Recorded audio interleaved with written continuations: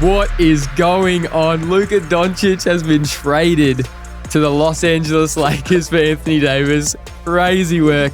Anyway, what's up, everybody? Welcome back to Talkin' Dribble. I'm your host, Benny, and we are fired up for episode 4. Whether you've been with us since day one or you're just jumping in now, welcome to the show. And I'm your host, Jakey, and man, do we have an episode for you today. This episode is all about NBA, and we've got a lot to cover. Dribble and Dash kicks things off with the latest NBA news in 60 seconds, so you're caught up on everything happening around the league. But the big story, the Luka Dončić and Anthony Davis blockbuster trade that no one saw coming. We're breaking down how this blockbuster deal shakes up the league, what it means for both teams, and who really won the trade. And that wasn't the only major news. De'Aaron Fox and Zach LaVine have also been dealt. We'll be going deep on where they have landed, how they fit with their new squads, and if their teams made the right call. Then, in the theme of trade season, I'm ranking the top 5 most shocking trades of the last 20 years. From superstar shakeups to franchise-altering decisions, we're counting down the trades that had everyone losing their minds. And with All-Star season upon us, Jakey has put together his list of top 5 All-Star snubs this season. But before we dive in, make sure you've subscribed and following us on everywhere. Listen on Spotify and Apple Podcast. Watch the full episode on YouTube and catch us on TikTok, Instagram, and Facebook for extra content. Your support has been incredible, and we appreciate every single one of you. All right, let's get to it. This is Talkin' Dribble. All right, well, we'll dive straight into Dribble and Dash. Here we go, just 60 seconds. Jimmy Butler news continues. All right, so reports say that if he was traded to the Warriors, he would not sign an extension in the offseason, so it looks like the only team he really wants to get to right now is Phoenix. However, that moves us in to Warriors have apparently been calling every franchise about their NBA superstar, trying to get them on board, including players like Kevin Durant and Nikola Vucevic. So keen to see what happens there. But major news, Fox LaVine trade. So Fox to the Spurs, LaVine to the Kings, and then also the Bulls picked up a little pieces here and there. And then obviously the big one, AD to the Mavs, Luka to the Lakers, which is just completely out of hand. A little side note as well came in today. Danny Ainge, apparently, so GM of the Utah Jazz, didn't know Luka was involved in the trade until it was too late to pull out. I didn't even know that. Major news there. So he had no idea what he was doing until Luka was officially a Laker, which is just... what crazy stuff, man. That's crazy, man. Oh, my That's days. Crazy. Alrighty, so is that Dribble and Dash? That's Dribble and Dash done. So I think there's just so much here. So much meat on the bone this week. So, first up, Luka Dončić, Anthony Davis trade. I've never been so shocked from a sporting event in my life, ever. It really was one of those moments where it's like, where were you when Luka Dončić was traded to the Lakers? I know where I was. I was chilling in the pool sinking a bev. That's where I was. Me just running in, letting you know. I couldn't believe it. I was trying to contact you, and I'm like, Benny, this is the biggest thing that's ever happened, and you're not picking up your phone. But who would have thought? It's like 12 a.m. in the States at that time, and the biggest trade possibly ever goes down. What are the Mavericks doing? I have no idea. Oh. We've been trying to wrap our heads around this trade since it happened. It makes no sense from a Mavericks perspective. No, literally. This is a 25-year-old Luka Dončić in his prime. If he even is in his prime, I'm not sure if he's quite there yet. He got you to the finals last season. He's All-NBA these last 5 seasons. So he's been an All-NBA player since he was 20. And you've just traded him away for a 31-year-old, almost 32-year-old Anthony Davis. Which apparently is a win now move, which makes no sense. You are winning now. You are. You were the best team in the Western Conference last year. You've just traded a generational talent for a glorified number 2. No disrespect to AD, but neither him or Kyrie have shown that they can win as a number 1. Kyrie failed in Boston with that. AD just kept losing in the playoffs with the Pelicans and had to move to the Lakers, and obviously had a great year, great run with the Lakers. But it was never really the number 1 option there. It was, it makes no sense. So they've just traded away their future. That's 10 to 15 years of just Luka Dončić being possibly the best player in the league at some point. You've got a 2-year ceiling really now. Yeah. I don't know, genuinely shortened their championship window from 8 to 10 years to 2 years. If they don't win a championship with Kyrie Irving and Anthony Davis being their best two players, this trade probably will go down as the worst decision in NBA history. 100%. I'm convinced. I thought the cat trade was bad at the start of the year. Bro, you know how much I got into you about Cat? This is like, who cares? None of that matters anymore. This is abysmal. Well, I've got the full trade details here for those of you who, somehow wouldn't know about this. So it was a 3-team trade because they needed Utah to kind of, help out with picks and such. So Lakers received Luka Doncic, Maxi Kleber, and Markieff Morris. Mavericks receive Anthony Davis, Max Christie, and a Lakers 29 first-round pick. And the Jazz receive Jalen Hood-Schifino, massive, Lakers 25 second-round pick, and a Dallas 25 second-round pick. And as you said, Danny Ainge, the GM of Jazz, didn't even know that had anything to do with Luka Doncic. Which I don't know how that works. But, I'm not sure how that works. Yeah, anyway, so it's massive. No one knew about it. No one. Except for the GM of the Lakers and the GM of Dallas. Nico Harrison. Begs the question, why wouldn't you want anyone to know about this? If you put that out there that Luka Doncic is available and on the table to trade, the asking price for him goes up so much. You got 1 first-round pick. I know Anthony Davis, absolute gun, at his best can be a top 5 player. But when you're comparing him and Luka's it's a whole nother pedestal. And you're talking Mikal Bridges got 5 first-round picks for him in the offseason. Yeah. I would hate to know what Luka would be worth if you actually put it out to every team there. That's the thing. If you look at this trade and you're like, okay, if it was Anthony Davis plus a haul of draft picks, you would somewhat understand because you've got a player who's win now and then you've got all these picks for the future. But they didn't get that. They got the bare minimum in terms of compensation. Anthony Davis is obviously a hell of a player, but he's a top 5 player at his best. Yeah. But there's nights where he's a top 5 player and then you don't even know he's on the court. Yep. Luka Doncic is a top 3 player at his worst. He's a top 3 player. He is one of the most untouchable players in the league. We were saying it's Nikola Jokic, Luka Doncic, Giannis, Shea, and probably Wemby. They're probably the only untouchable players. The only players you would trade for them is with each other. Yep. It makes no sense. I can't wrap my head around it. I don't know. And obviously, they did their interview and stuff yesterday, and Nico Harrison, the more he talked about it, the less he convinced me that it was a good move. I'm just watching, I'm like, nah. Well, that's the there is question. nothing good about this for you guys. No. It's but the thing that does make sense is people are saying, Stephen A. Smith came out today saying Dallas, they're my number 1 seed now. What makes them better from having Luka in their team? I know he was injured, but having him in their team to Anthony Davis now. Yeah. Are we saying Anthony Davis is a better player than Luka right now? Everyone's under this assumption that they're now more of a championship contender now that they have Anthony Davis. Okay, so since when is Kyrie Irving this top 10, top 15 player? He didn't even make the All-Star team. Mm-hmm. He's a solid number 2 behind a top 3 player in the league. Yep. Now they've got Kyrie Irving, who's at best a top 25 player, AD, probably a top 10 player.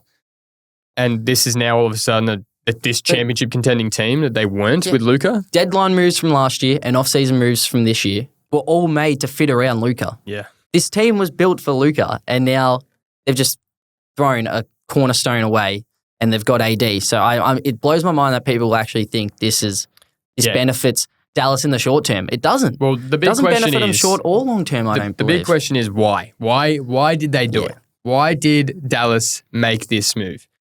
In that press conference with Nico Harrison and Jason Kidd yesterday, Nico Harrison said he thinks Anthony Davis will give them a better chance to win because of his defense. They think defense wins championships. Nico Harrison, you just made the finals. You just made the finals. You were 3 games away with a 25-year-old Luka Doncic. You were 3 games away from winning the whole thing. It makes no sense. You've got a young Derek Lively. Mm-hmm. You've got all these pieces. You've brought in Najee Marshall. You brought in Daniel Gafford last year. This guy, Nico Harrison, was the guy who traded for Kyrie Irving. He's made all these moves to build this roster, as you said, around Luka. And you've just shortened your timeline from 10 years to 2. Mm-hmm.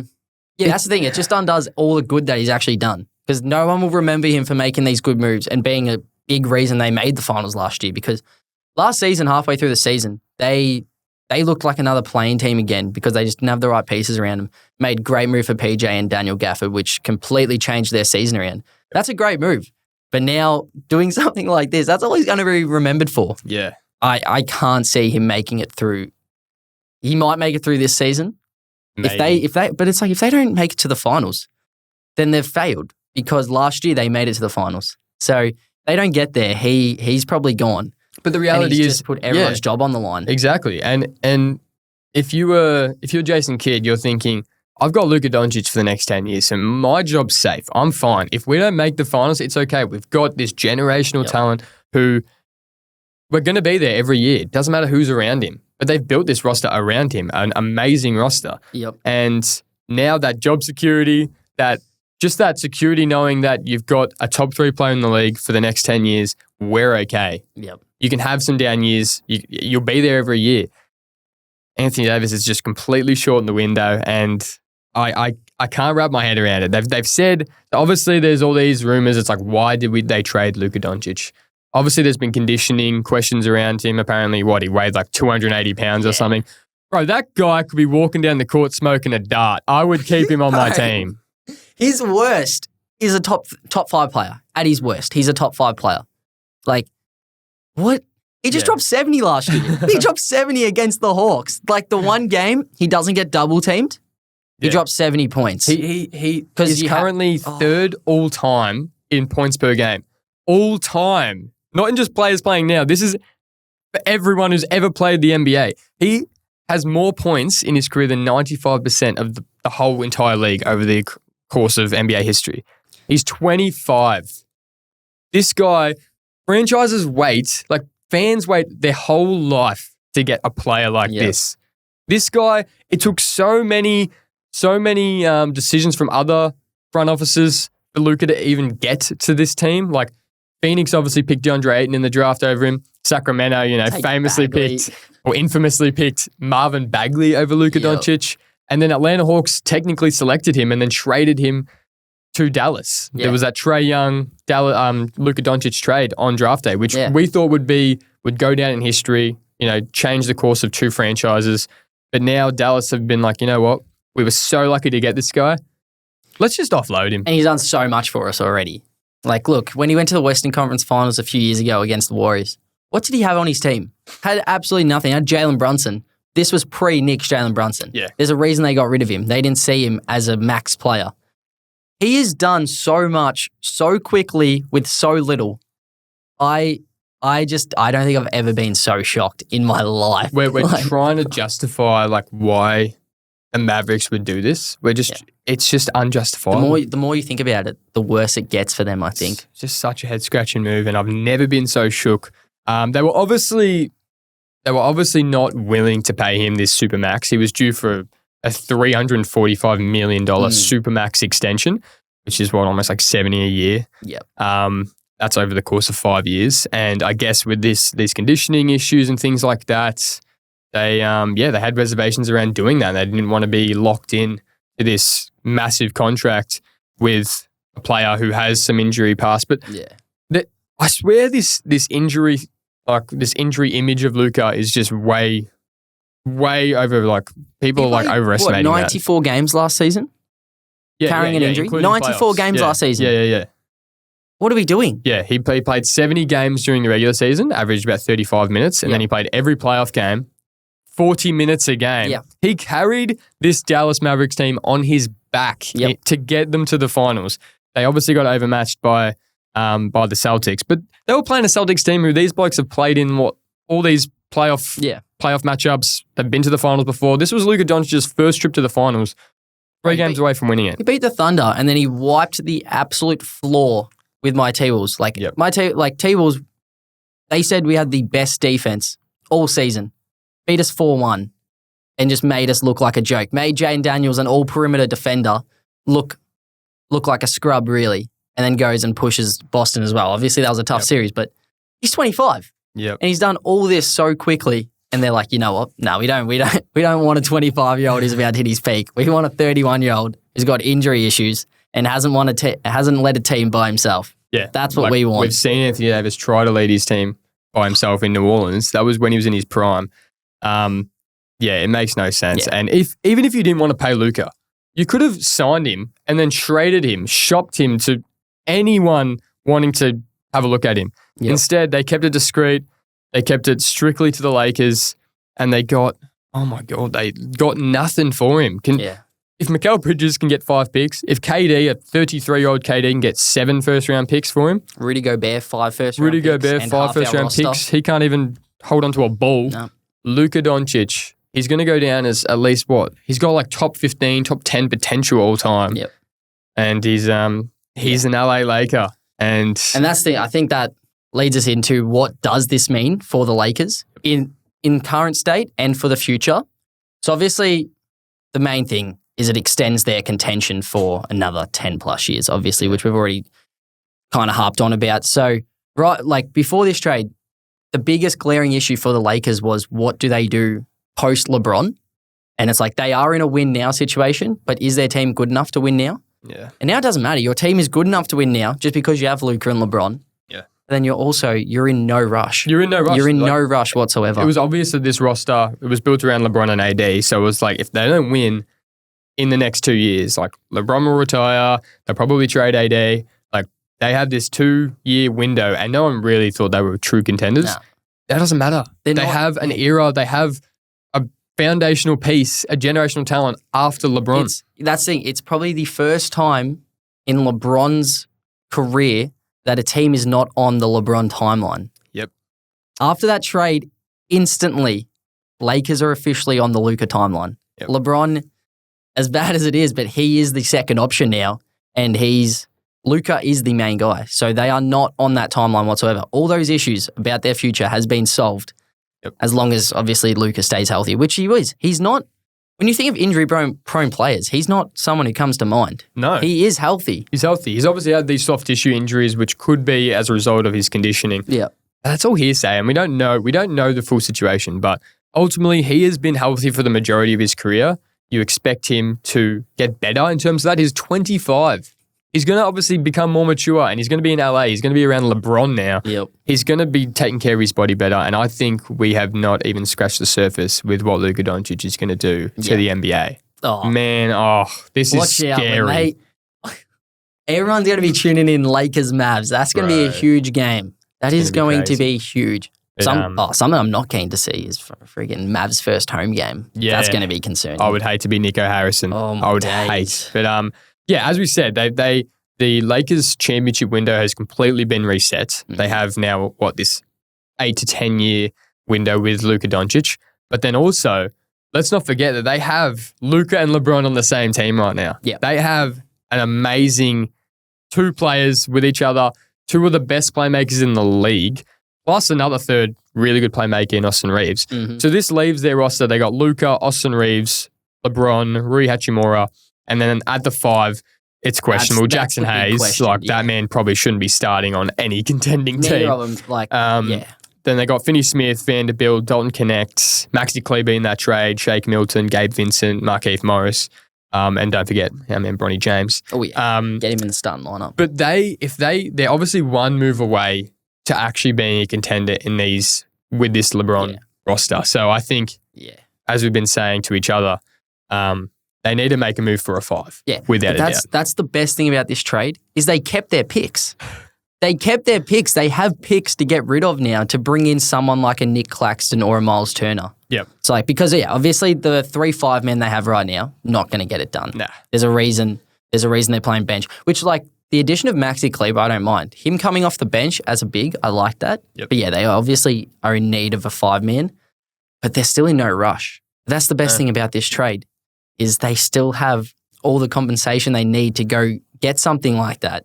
They have so much to give still. And you still have players like Connect. He could be in a trade piece as well. Rui Hachimura. Yep. You have blokes you can move. Even Austin Reeves, that fit is probably a bit iffy now with the addition of Luka. So especially defensively, LeBron, Luka, and Austin Reeves on the court together, there's a lot of defensive liabilities right there, especially without your safety blanket behind you, Anthony Davis. And it showed last season and the start of this season how good Luka can be when he's got 2 dominant bigs. Yep. So because look at him with Derek Lively and Daniel Gafford. It completely changed the whole shape of their team, especially offensively as well, because like his passing is such a threat. He's so similar to like what we talked about with Jokic last week. He's a whole system. So like if you make him score, he's going to drop 70 like he did on Atlanta. But if you make him pass and he's got the pieces around him, he's almost unstoppable. And so that's the next big thing for the Lakers to do. They need to go get him a big man, someone who can stretch the floor. So my number one option would definitely be Miles Turner. I think Miles Turner, he can stretch the floor. He's got the defensive capabilities. If you can flip a Rui Hachimura and a first, like their first that they kept in 2031, and if you have to throw a Dalton Connect in there, you do it. Like that could be another piece that could actually get them contending now. Yeah. And then, like, I don't mind Claxton as well because he's much more similar to the Gafford and Lively type, which has shown it can work. Yep. Like, you'd probably say he's a better defender than those two, and they were magnificent for him. Yep. And then plus, he can be a lob threat and stuff. So we've already seen him work with two players like that. Yeah. The sky's the limit for the Lakers. If they can get even like a Robert Williams or a Clint Capella, like someone like that, defensively, it'll shape him up. But, so... I saw Nick Wright, old mate, on over in the States. He basically put this Lakers trade into context. Yep. So they essentially gave up Lonzo Ball, Brandon Ingram, Josh Hart, and a couple firsts for an NBA championship and Luka Doncic. Not a bad move. Because they turned those players to Davis, got the championship, and then they traded Davis for Luka Doncic. That's not bad. Not bad. I think they made the right move. I think Jeannie Buss and Rob Pelinka have kind of bought themselves as much time as they ever want. But the Lakers just do this. They continue. They just attract this star talent just for being the Lakers. Like they're in LA, it gets it done. They're in LA. Yeah. I've got this list here. Players that played for the Lakers, all-time greats who weren't drafted by them. We got Wilt Chamberlain, Hall of Fame player. Kareem Abdul-Jabbar, Hall of Fame player, top 5 player of all time. Shaq, Kobe, Pau Gasol, LeBron James, Anthony Davis, and now Luka Doncic. That's insane. Like these players, they weren't drafted by the Lakers and they somehow attracted them. And you even look at like they found a way to get Phil Jackson as well, just to add with Shaq and Kobe. Like people want to go there. Yeah. That's the thing. People want to go there. And can you blame them? Like who doesn't want to play for LA? Yeah. Like you'll instantly become a huge thing. But that's the thing as well. You're instantly under the spotlight. So it can be very cut or dry with certain players, which I think is a big reason why we've seen players struggle there. Yep. And then some lift as well. So they need to get the right pieces around them. No, you're not wrong. But that's crazy. Do you think this could lead to a potential LeBron trade? The possibility is there, but I think apparently LeBron has given his indication that he's keen to stick around. But look, it is a possibility. Like there's been these rumors that Warriors are calling up asking about LeBron. Yeah. Like, look, nothing's off the table now considering Luka Doncic has just been traded, but I doubt it. I doubt they'll get rid of LeBron now. Yeah, it's still 100% be on his terms. If he wants to go, he'll go, but they're not going to move him unless he wants to go, I don't think. No. Which is kind of shocking that he had no idea about the trade. Yeah. Which a lot of people are still skeptical about, but I think I'm on board with that. Like, I don't, it's looked like it was so behind closed doors. No one knew a thing about it. I'm not surprised LeBron, Luka, and AD didn't know anything about it. No, it doesn't surprise me at all. Yeah, nothing usually happens in a LeBron team if he doesn't know about it. Yeah. And apparently he was out for dinner when he found out. So he was as shocked as everyone else. He found out when everybody else was finding out. Mm-hmm. But where to for the Mavericks now? Like where they can be a threat in the West with this lineup, fully healthy. Like this year, the West isn't quite as deep as we thought, like especially at the top end. Right now, we're talking the best 3 teams are the OKC, Oklahoma City Thunder, Houston Rockets, and the Memphis Grizzlies, at least according to the standings. They're super, super young. So they, in a sense, have some experience on their side come playoff time. If they do get a top 4 seed, that'll be massive. They are probably the best defensive team in the league, at least in the front court. But they are still they're still no means the best team in the West. I'm sorry. They're not better than OKC. No. They're not. And like we touched on before, I don't understand how this move makes them better than they were before. No. I don't get it. It's like, yes, they've got a defensive big who can play offense as well. Like he's pretty good offensively, but that's night to night. He's not a system. He's not like what Luka can do where he can just turn it on and he's just automatically the best offensive player in the league. Yeah. They already have 2 bigs. I know this helps AD play the 4 more now, so that's good. But like that hole that they're talking about and Nico Harrison is talking about that they were missing, they have that. Yeah. They have that. You could practically say they were a defensive-minded team. Just minus Luka. Like, obviously, he was a liability defensively in the finals. But when he's chucking up 35 a night for you, I think I'd be happy. Maybe just pull it on defense a little bit. Yeah, 100%. So, what does that leave them with? Kyrie, Clay, like their potential starting lineup. Kyrie Irving, Klay Thompson, PJ Washington, AD Gafford, maybe. And then Lively, Grimes off the bench. Dinwiddie, Max Christie, Quentin Grimes, Najee Marshall. Max Christie, good pickup. That's all right. But it's like, it's a good pickup. But when you put in the state of, but you lost Luka. Look, probably not a great pickup. That's what I can't believe. Stephen A, he was like, Dallas are better than OKC now. They're the number one team in the West. See, OKC added Isaiah Hardenstein. Dallas Mavericks added Anthony Davis. Maybe you're just a little out of context there, buddy. They gave up Luka Doncic for Anthony Davis.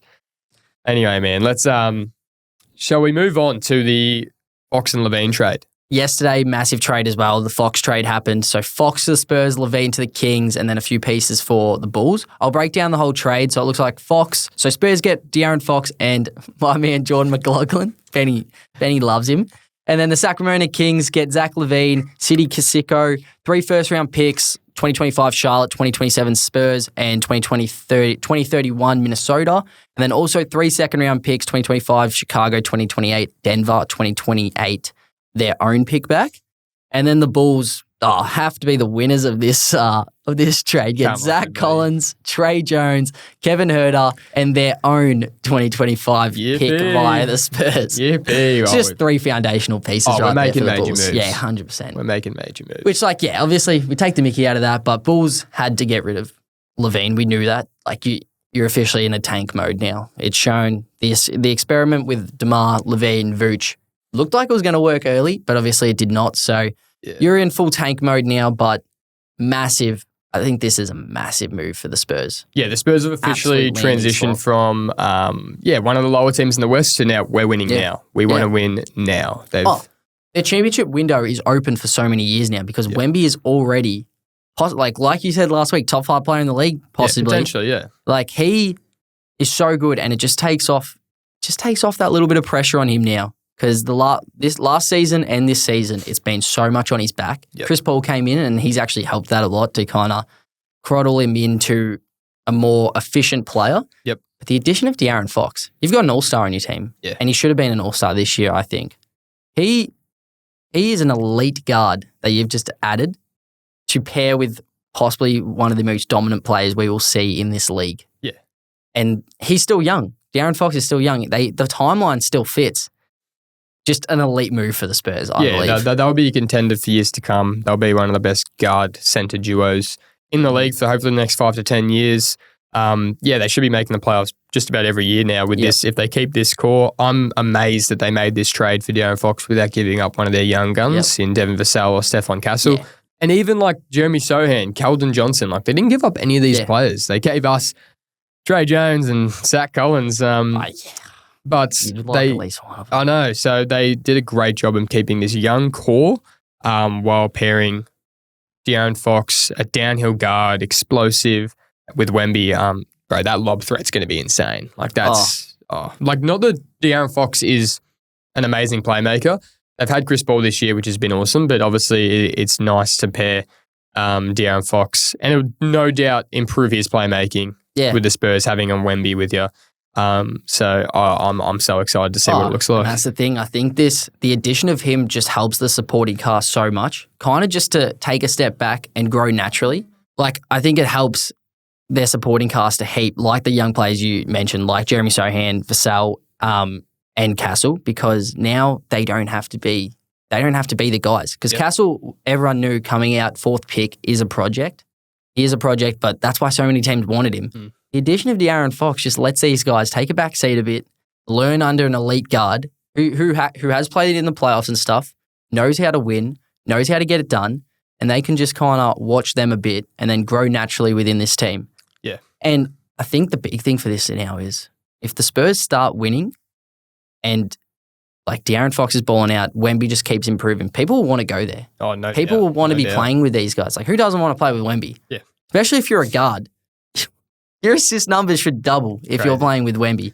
So that's a huge thing. I think this is just massive for the Spurs. Yeah, from a Kings perspective, they definitely could have gotten more for their franchise player. Yeah. LaVine for Fox is not exactly an equivalent trade, I think. Like with the Luka and AD, that was like a first-tier star for a second-tier star. Fox and LaVine, it's like, Fox is probably a third-tier star. I'd say LaVine's like a fifth-tier star. Like he's balling out this year, but definitely not, 1 for 1. Like they could have gotten more for De'Aaron Fox, their best player. Well, it just throws their team balance completely off. They don't have a point guard. You're basically the Bulls from last year. They got DeRozan LaVine with a European center. And this is the thing, it didn't work in the East. That ain't working in the West. Not a chance. No. So, I don't know. And obviously they don't have a PG anymore. No, who is it? Malik Monk? Yeah, they reckon Malik Monk will take majority of that position. They reckon he'll be their number one ball handler. Yeah, newsflash. Kings, he's not a point guard. He's not a point guard. I think we've seen that doesn't work. No. That does not work. And I just don't get it. You've got just a very odd balance now. Your whole team is just shot makers. Yeah. Malik Monk shot first. Zach LaVine shot first. DeMar DeRozan shot first. And those two live in the mid-range half the time as well, which doesn't win. No, it doesn't. It doesn't win. I don't care. They do get a heap of picks, which is really good for them. But you're kind of in a similar spot with the Bulls now. You've got these two aging stars that don't win basketball, and now you have to move off them. Yep. They've just handballed their issue off to you. They've basically just thrown this roster away. Like they're not going to contend with this kind of team. DeRozan, he's a few years out of the league. LaVine, he's kind of in his prime, I guess, but he's not a winning player as we've seen with the Bulls. And Sabonis, he's a star, and I thought him and Fox would actually be a really good pair going forward. But obviously Fox gave them the indication that he's not going to sign an extension, and they had to get something for him. I just thought they definitely could have got something more. But yeah, Well, it just shows a couple of years ago, Kings had two superstar PGs and have traded both of them. Trade Tyrese Halliburton away for Domantas Sabonis, and now trade De'Aaron Fox away. Yep. Zach LaVine. It's like, if you're looking at that today, would you say they made the right call? Yeah, probably not. Probably not. But for what? At least they didn't trade away Luka Dončić. Yeah, look, there is always the upside. You're not the worst. Whoever their GM is, you definitely didn't have your worst week compared to someone else. They overlooked Luka Dončić. They trade away Tyrese Halliburton, and they trade away De'Aaron Fox. Just a great time to be a Kings fan. Insane work. Well, from a Bulls perspective, fair to say I'm pretty flat. Look, I was completely under the impression that we needed to trade LaVine. Yep. I was just, would have hoped that we at least got a young piece or a few first rounders for him, because his trade value was as high as ever. Like, he obviously has the massive contract, and with that new second apron kind of rule with the contracts, a lot of teams were probably a bit hesitant to trade for him. But we found a suitor, and we got Zach Collins, Trey Jones, Kevin Huerter, and our own pick back. Yeah. I get that. Three blokes who we're probably going to trade away, and a first rounder. So I'm pretty flat, but right. Bulls, we're a mediocre franchise, and we make mediocre moves. So that's the thing. Obviously, the whole thing is a big plan to tank for Cooper Flagg, obviously, who's definitely going number one this year.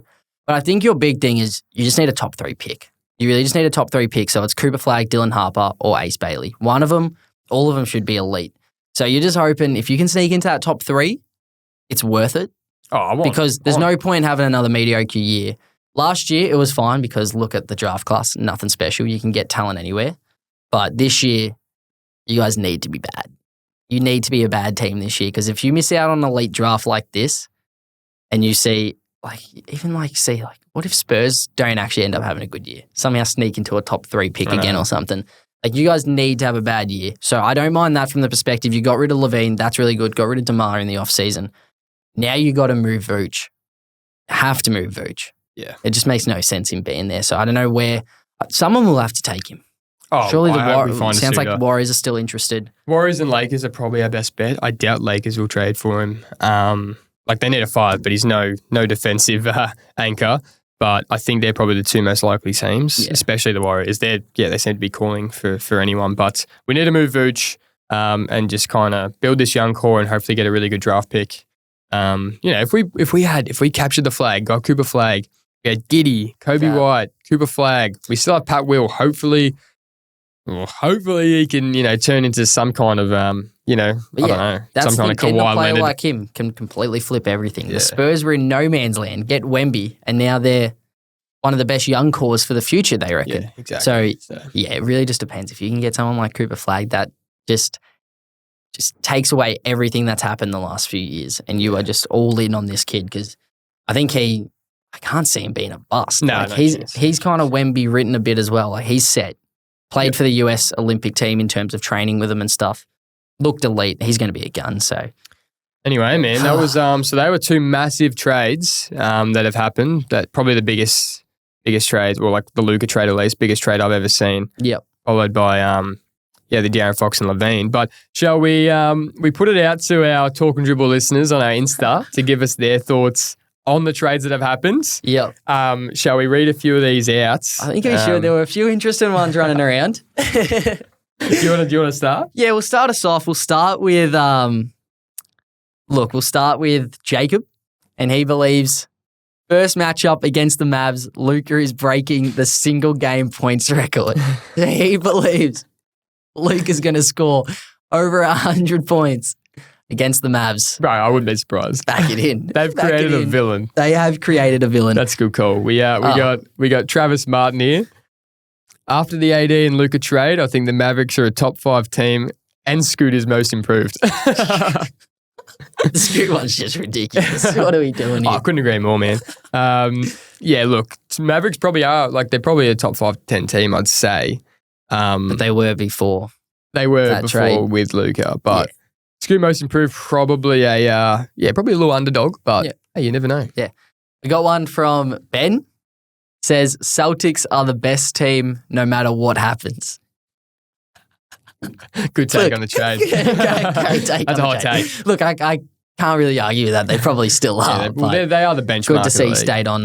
Good to see he stayed on topic there. Good stuff, Ben. We got one from Braden. Kyrie times AD will be unreal to watch. Yeah, no doubt. Like they're a pretty good pair. And that's the thing. We're not saying this trade is terrible for the Mavs in terms of like they're going to be a bad team. Yep. They're obviously still going to be very good. Just doesn't make much sense. No. We got one from Jack. Says Spurs push for top 6 in the West with Fox. Yeah. Good chance. That's a great call. They could be better than a playing team. They could definitely be a playoff team, especially for the future. No doubt they will be. These next 2 years will be interesting to see how it looks, how it shapes up. Good call. We got another one from him as well. Says Steph should have been traded to the Lakers for AD. That's terrible. Look, I don't think the Lakers would have done that. I think I'd rather Luka Dončić. Yeah, just probably. Quietly. I think the Lakers made the right call. Will, horrible trade for the Mavs. They get nothing out of it apart from an injury-prone AD. Yeah, good call. He obviously hasn't been injured as much last season, but then last season was his first season since 2018 that he played more than 70 games. So, spot on there, Will. Yep, 100%. He also added in, and King's very strong for next year. Not too sure about that one. Yeah. I don't, kind of like what we just touched on, don't think they've actually got the pieces right now to be a contending team, especially in the West. But they got unless they make moves. Potential to be a playoff team, like a 6 to 8 seed, but they're not an actual contender. No. Like they've got Sabonis, who should be an All-Star, and LaVine and DeRozan, but apart from that, not much. 100%. Louis, there's more to this Luka story. You don't just trade a generational player who hasn't even hit his prime for a bag of chips without something going down. I don't know if we'd call AD a bag of chips, but the rest of it surrounding it, definitely. Yeah. And that's the thing. Yeah, obviously there's the story about his weight and stuff, but there has been a few reports. They're like, surely there must be something else to this, but if they don't know, I don't think we will know. No, so hopefully it comes out eventually if there is anything. But yeah, at this point, couldn't agree more. I think everyone's on the same page with how ridiculous this is. So then we got Toby. Lakers trade is an A, for Mavs D-, for Bulls C, and Kings C. Spurs A. And Spurs A. So that's probably pretty accurate. I'd say for Mavs, I'd say about an F. Yep. for Bulls, I'd probably say a D.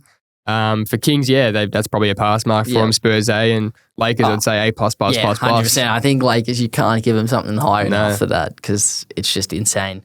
100%. Got one from Jacob again. And it says Luka and LeBron can't win a championship with this defense.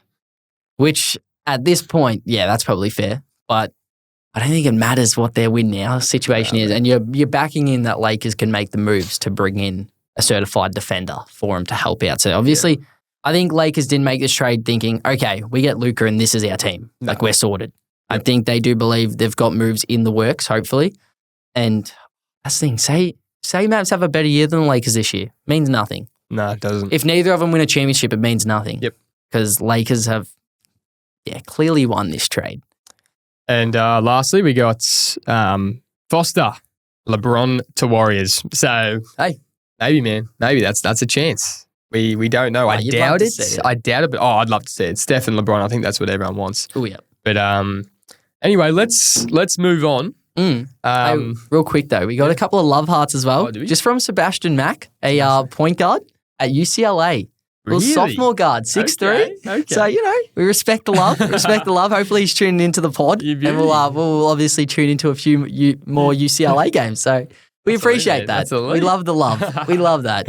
Well, in talking of trade talks, with one of the craziest trades in NBA history going down this week, it got me thinking, where does it rank amongst the most shocking moves we've ever seen? So I put together a list of the top 5 most shocking NBA trades over the last 20 years. These are the deals that sent shockwaves through the league, left fan bases stunned, and completely changed the course of NBA history. So I'll go down from 5 to 1. All right. Yeah. Number 5, James Harden to the Nets back in 2021. This was a crazy trade at the time. James Harden was trying to get a championship with the Rockets for so long, couldn't get over the Warriors hump. Rockets got 7 first-round picks in return for Harden. And then LeVert actually went to the Pacers in this deal, and Jared Allen went to the Cavs. So that he's still there. And Harden obviously went to the Nets, and that just did not work out whatsoever. That trade essentially set up Houston for their young core right now. So that was a massive, massive trade at the time. Yeah, that was crazy. Number 4, Kevin Durant to the Suns. Only in 2023. That's when Nets received Mikal Bridges, Cam Johnson, 7 picks, 5 of them first rounders, and then 2 pick swaps. Right, that's crazy. You look at that haul for what they got in return of KD. And then you look at the Luka Dončić trade. Come on, man. What are we doing? What are we doing? And that was obviously a Nets trade. Like they had to get rid of KD because he requested a trade.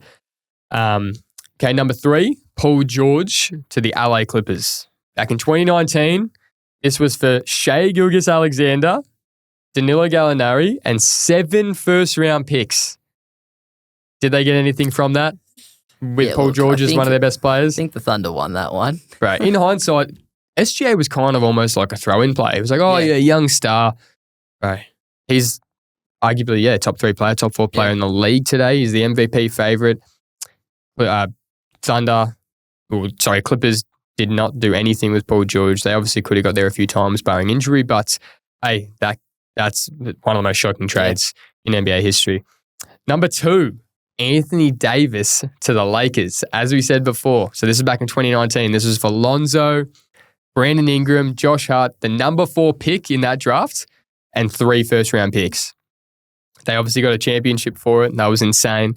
But that was a crazy draft. It was essentially Lakers just overhauling their entire roster. They built this young core. Lonzo was seen as, one of the best point guards to be. Obviously hasn't lived up to that hype. But at the time, that was the biggest risk you could take. It was completely resetting that roster, pairing AD with LeBron. I remember that when that happened, everyone couldn't believe it. So that's a number 2. And number 1, back in 2013, Boston Celtics trading Kevin Garnett, Paul Pierce, Jason Terry to the Nets, essentially building Boston's their current team, their current championship roster. Look, Nets received a bunch of players and 4 first-round picks. Sorry, the Boston received a bunch of players and 4 first-round picks. The 2016 pick that led to Jaylen Brown, the 2017 pick that led to Jason Tatum, and the 2018 pick, which they traded for Kyrie Irving, which didn't quite work out. But that trade, where they traded a bunch of their vets to the Nets gave them all their picks.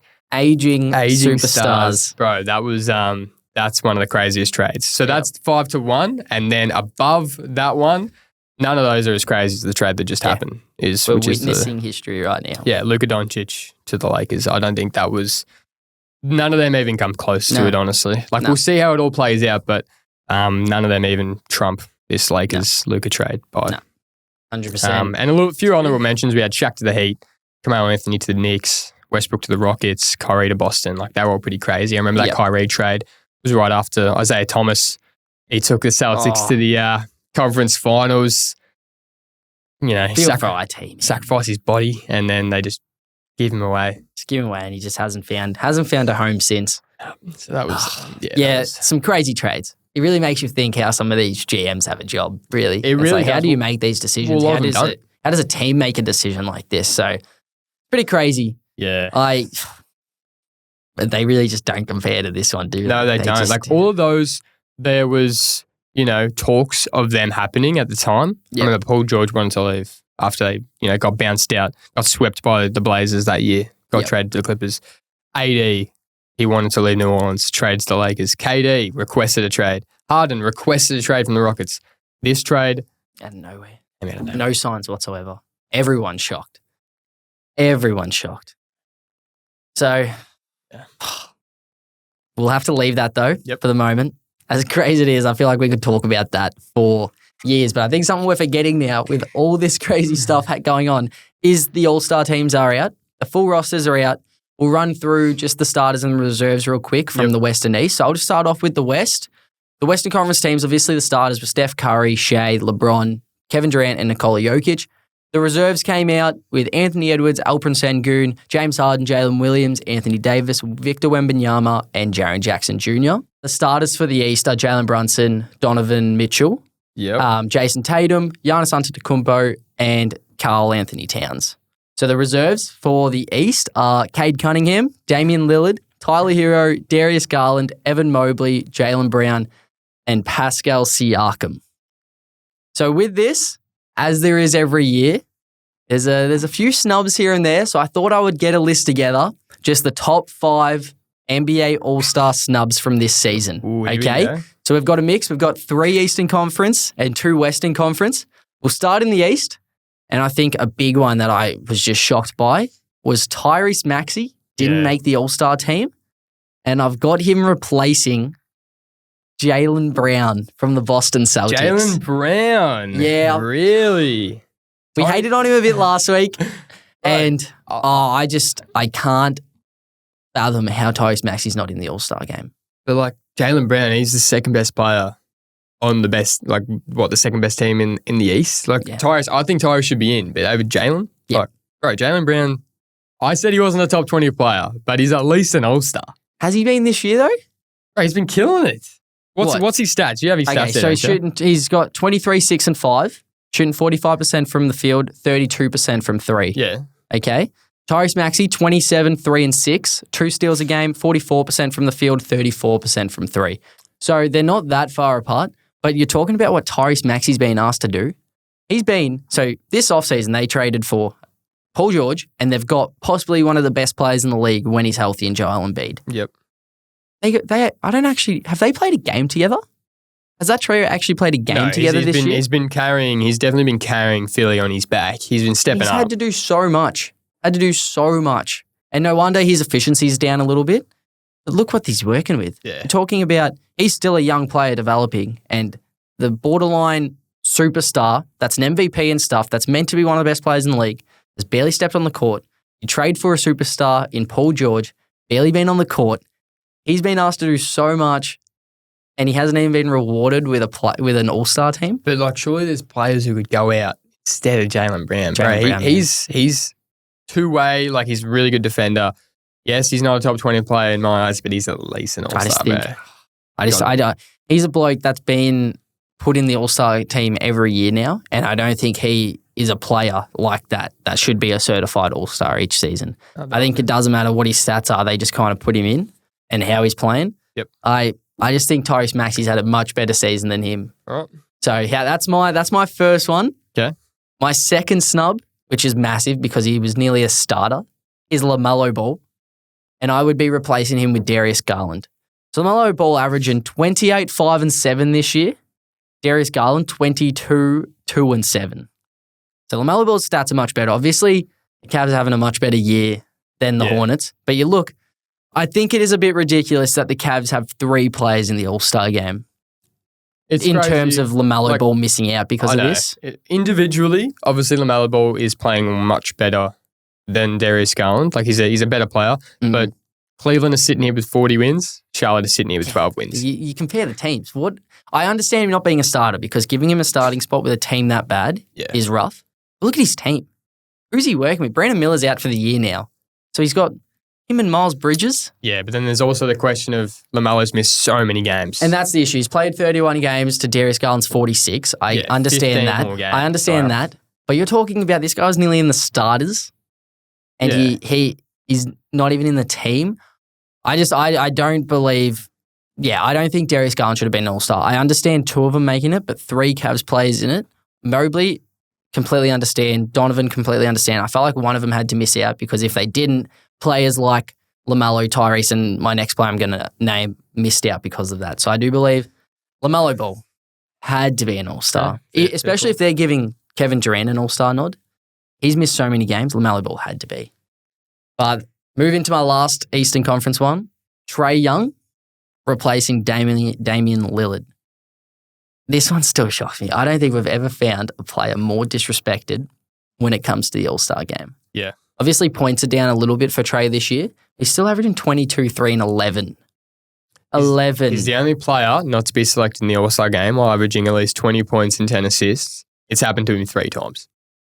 He put a tweet out. He's like, we need to stop calling it people getting snubbed. We need to be calling it people getting traded. And that is completely right.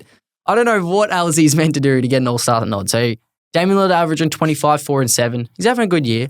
It's not like the Bucks are lighting the world on fire either. No, it's 26 wins with the Bucks compared to Hawks' 22 wins. Yeah. Just blows my mind. But it's like you just kind of expect it now. You expect that Trae Young is not going to make the All-Star team. Yep. He could average 30 and 10. He has. He has done that. And he doesn't get a sniff in. Like, it's criminal. He leads the league in assists. Yeah, so I think that's one of the biggest ones every year. But it becomes not even a snub because you just expect he's not going to make it, which is getting out of hand. Look, I agree with all those 3. Like, I had all those 3 in my team when we did our predictions.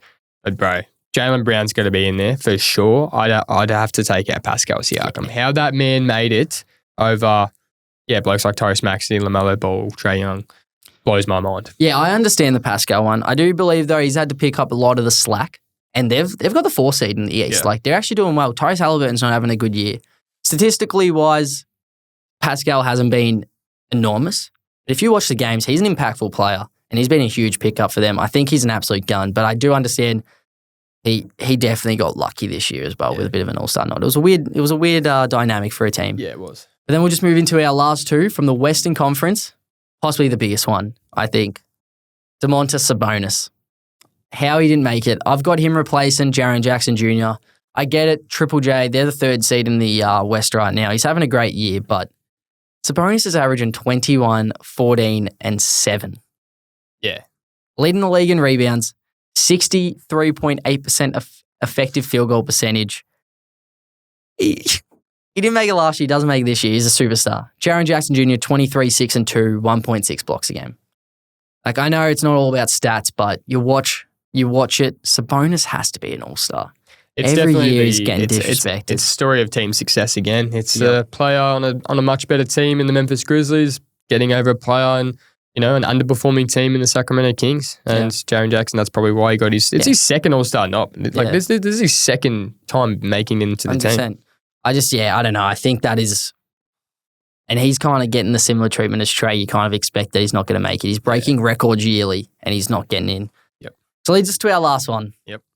This one hurts for me to say as well because he's my favorite player of all time. You're going to do it, aren't you? He's my favorite player of all time. I freaking love the man, but Steph Curry had to be replaced by De'Aaron Fox. Oh, it hurts. And it's not only to replace him, but like they gave Steph a starting spot. Yeah. Over a bloke like De'Aaron who didn't even make it. And like, don't want to sound biased, but Anthony Edwards definitely deserved a starting spot over him. Pretty biased, if you ask me. You're a dick. De'Aaron, 25, 5 and 6, 47% from the field, to Steph's 22, 4 and 6, 44% from the field. Like, Steph's just having a down year across the board. Yeah, and they're not even in the play-in. And that's the thing; they're not a good team. But that's the thing. I love Steph. I'm so happy he's in the All-Star team, because who doesn't want to see Steph on All-Star weekend? Yep. And he's done so much for the league that you have to respect it and you have to chuck him in. And I've got no arguments with that. But if we're going off how this affects people's contracts in the future, affects people's legacies, a bloke like De'Aaron Fox getting snubbed most years as well, this affects him as well. And he did so much right this year to be an All-Star. Yeah. And Steph getting a starting spot over these sort of players is kind of ridiculous. But no disrespect to Steph, though. Like, he is my favorite player of all time. I love that man. But when it comes to this, he actually hasn't had a good year, and the Warriors aren't having a good year. So I do think, Fox should have been in. He got snubbed big time this year. And they're literally sitting at the exact same record, the Kings and the Warriors, 24 and 24, both at 500. So it's not like Steph's team's way better than the Kings. Like, if you just compared them individually, Fox is having an outstanding season, and Steph has obviously taken a step back. But 100%. That's why they do the fan vote. That's why they do the player vote. Yep. Steph has this respect from both the players. He's completely earned it. And he was second in guards for all categories. So it was obviously number one, Shea, and then Steph was second in fans, players, and media. So. And that's the thing, I'll never be angry about it. Like, if Steph didn't get it this year, I would have been pretty flat. So I'm so happy he's in, but for the sake of this, for the sake of De'Aaron, he deserved a spot for sure. Yep. Anyway, man, that was great. Love your work. That was a good list. But okay, we got our last little segment here. Hot takes again. We had our hot takes last week. We copped a bit of flack for a few of them. Which we expect. We expect it. These are hot takes. Look, they're hot takes. But we need to get them out. Like, 100%. It's brewing up in me. So we've got a few here. Do you want to go first? Oh, I'll start us off. This one's definitely going to ruffle a few feathers. But LeBron James has won the 2 toughest championships in NBA history. Ooh. Okay? So I think we all understand the 3-1 comeback against the Warriors, 73-19. That was massive. Never been done before. I don't understand how people could ever argue that it's not. Like, we've never seen it happen before. So that is truly incredible. But one that gets disrespected, and one I will always back no matter what, is the 2020 bubble ring. Okay? We have never seen anything like this. We have never seen a finals, a playoffs that's so even, where there's no home court advantage, no exterior noise, no crowd whatsoever. It is just the best players in the world in one area, living together, playing basketball, and just hooping. I don't think it can ever get more balanced than that. There is no pros or cons for anyone. They are all working under the same kind of... It was pure basketball. No fans, pure basketball. No external factors. It was just basketball. And all these players coming out being like, all those Clippers players. Blue Will, man. What are you talking about? They're like, we didn't even care. We, threw in the towel. Shut up. Yeah. No, you didn't. You just didn't beat LeBron, bro. And I think the thing people forget was before COVID happened, before that whole issue happened, before the league got shut down, Lakers were the best team in the league. They had 30 plus wins. They were killing it. And LeBron was possibly the best player in the league at that point. Yep. They weren't a bad team. It's not the Lakers that we remember the last few years. This team was by far the best team in the league before it all happened. Yeah. And then once they got to the bubble, they continued that. They showed that they were the best team, and they proved that, and they won. So I don't understand how people can say it's like, it's freaking Mickey Mouse ring or something. Yeah, that's ridiculous. We've never seen the other way. We've never seen a final so even. They were away from their families. They were away from everyone, like the support that you would usually get through a stressful time like the finals. Yep. All right, that was a crazy time of year. COVID was massive, and they were just ballers. What and you see in LeBron. an open gym, this is what you're seeing. And that's the thing. It makes you think, if that was the case every year, would LeBron win it every year? Who knows? Damn right he would. Okay, I'll go with one of mine. Zion Williamson is a bust. I'm saying it. The hype, the expectations, the talent. What has his production been? Genuinely. When he plays, I'm not saying when he plays, he's bad. But man can't string half a season together. Remember him in college, him in Duke? He was going to be the next LeBron. He was going to be the next face of the league. He's just this fat monster. He literally is unhealthy every season. At this point, like, I'm sorry, the ship has sailed, and him being like the future face of the NBA, that's obviously never going to happen. He's not even a top 30 player. When he plays, yes, he is outstanding, but he doesn't. He's got so much off-court issues. He's got like 10 kids with like all these different people or something. Man, bro, I'm saying it. Zion Williamson, I wanted him to be drafted by the Bulls back in the day, but Zion Williamson is a bust. For his expectations, for what was expected of him to be this up-and-comer, this amazing generational athlete that we've never seen before, man can't stay healthy, man can't stay underweight. So I'm just gonna Look, put it it's there. fair. I think using the word bust is a big call for someone Bro, who's how? still Like, how? only 24. Look, yeah, he's got time He's to got improve. so much time. I'm just saying right now, he's a bust. He's a bust.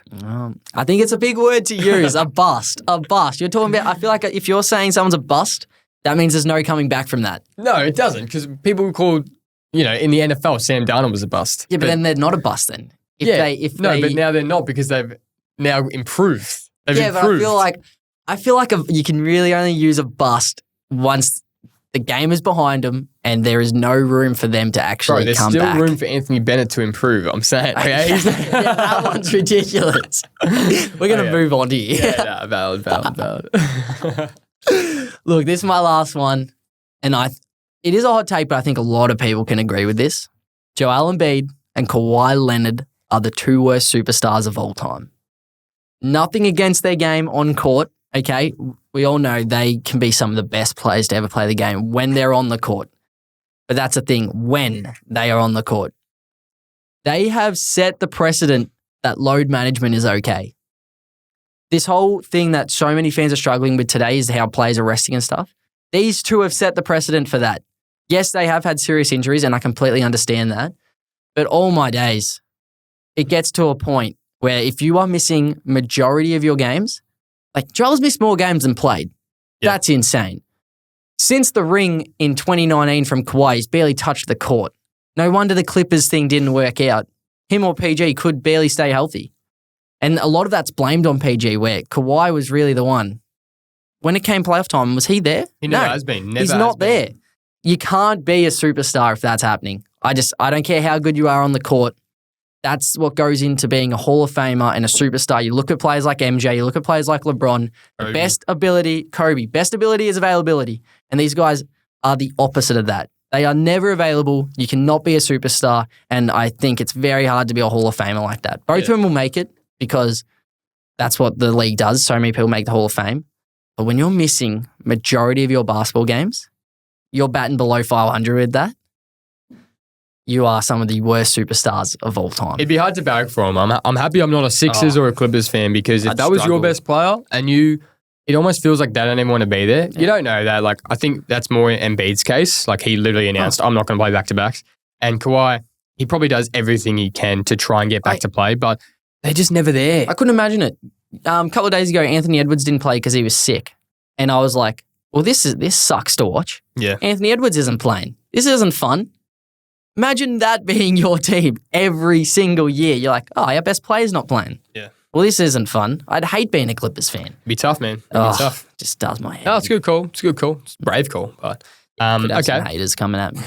Well, last but not least, the Ben Simmons contract will go down as the worst contract in NBA history. The worst. The money, the hype, the potential. He showed he was the second best player on the Clippers.